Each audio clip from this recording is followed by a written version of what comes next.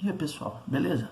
Vamos aí dar continuidade no processo da independência dos Estados Unidos. Vamos continuar falando sobre esse processo que culminou aí com a nova nação, ou com a primeira nação na América, com princípios de ideias iluministas.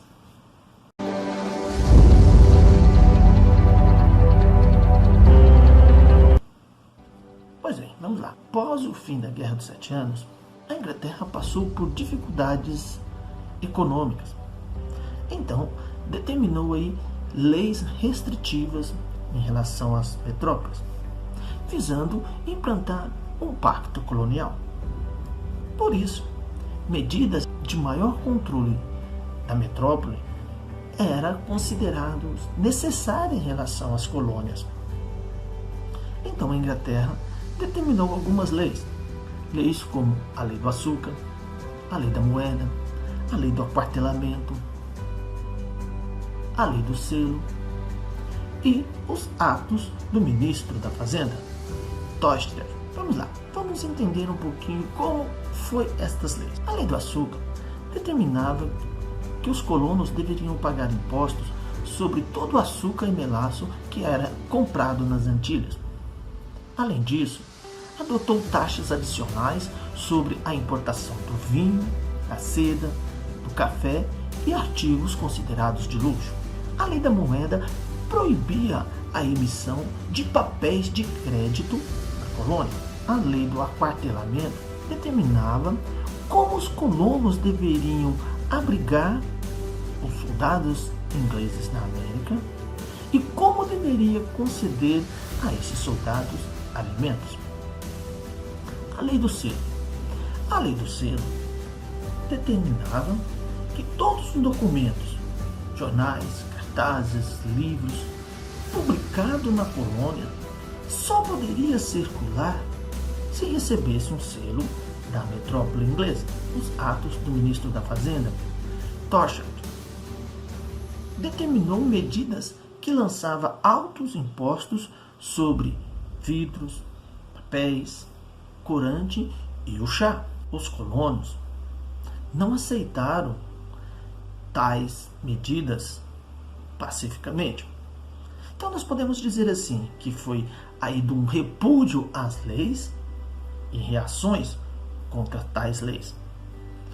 A população colonial não aceitou as novas medidas, justificando o prejuízo financeiro e econômico. E também não aceitavam as leis que vinham como um caráter autoritário e dominador.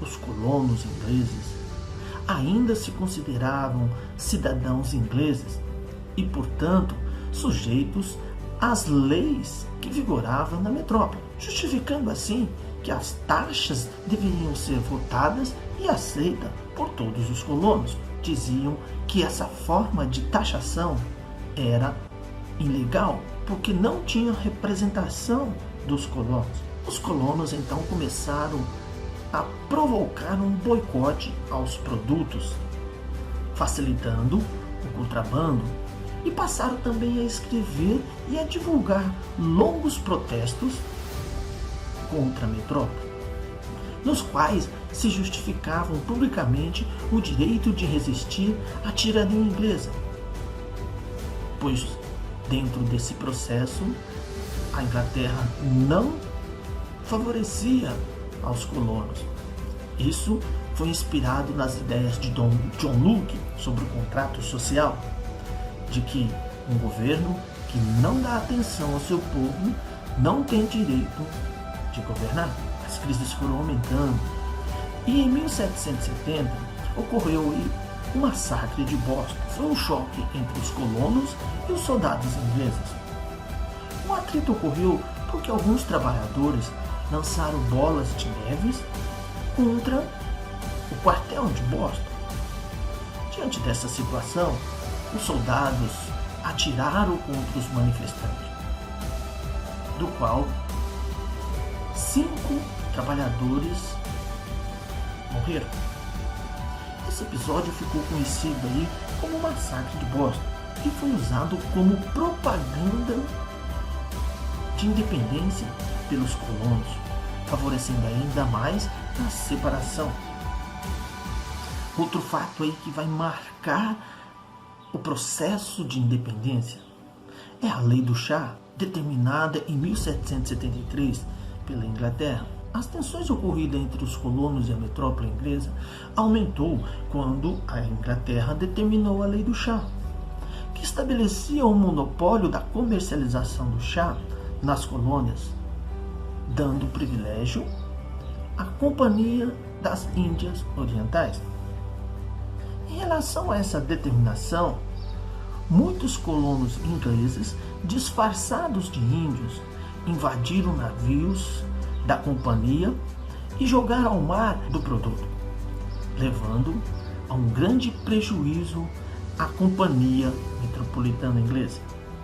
Esse fato ficou conhecido como a Festa do Chá de Boston e marcou ainda mais um atrito político entre metrópole e colônia e uma imposição autoritária da Inglaterra sobre as suas colônias, levando à determinação em 1774 das leis intoleráveis. Como forma de punição ao fato ocorrido em Boston, a Inglaterra baixou as leis intoleráveis, que fechou o porto de Boston, uma ocupação militar de Massachusetts e a nomeação de um general inglês como governante da província. Também determinou que todos os envolvidos no protesto deveriam ser julgados por tribunais ingleses. No entanto, a Inglaterra não esperava um despertar de um sentimento antimetropolitano, provocando aí novas reações. Em resposta às leis intoleráveis, os colonos se organizaram e convocaram uma ampla reunião, convocando um representante das 13 colônias. Esta reunião ficou conhecida como o primeiro Congresso Continental da Filadélfia. Os colonos decidiram, neste congresso, boicotar todo o comércio com a Inglaterra, caso as leis não fossem revogadas. Elaboraram também a Declaração dos Direitos do Colono, que afirmava diversos direitos civis, como a liberdade religiosa, o direito de reunião e o direito de expressão. Em abril de 1775, uma patrulha de soldados ingleses tomou munições dos colonos e prenderam os líderes de uma revolta para ser levado à Inglaterra. Esse fato deu início aí à Guerra da Independência. Durante o segundo Congresso da Filadélfia, ocorrido em maio de 1775, discutiram aí a separação definitiva da Inglaterra, pois a metrópole não dava mais sinais de conciliação e a revolta tornava-se cada vez mais incontrolável. A Assembleia aprovou a Declaração da Independência e colocava fim às relações entre a Inglaterra e as 13 colônias. Quem elaborou a Declaração da Independência foi Thomas Jefferson, inspiradas aí nas ideias de John Locke, do qual as pessoas criam governos para proteger seus direitos por meio de um contrato social. Portanto, os colonos tinham o direito de quebrar o contrato social, já que a Inglaterra não dava mais essa assistência ou essa proteção aos colonos. Então, eles tinham o direito de ter um governo independente. No transcorrer da Guerra da Independência, a Declaração da Independência serviu aí para ampliar os sentimentos da população pela libertação e deu força ao longo conflito que estabeleceu entre metrópole e colônia, pendurando aí por 7 anos de guerra.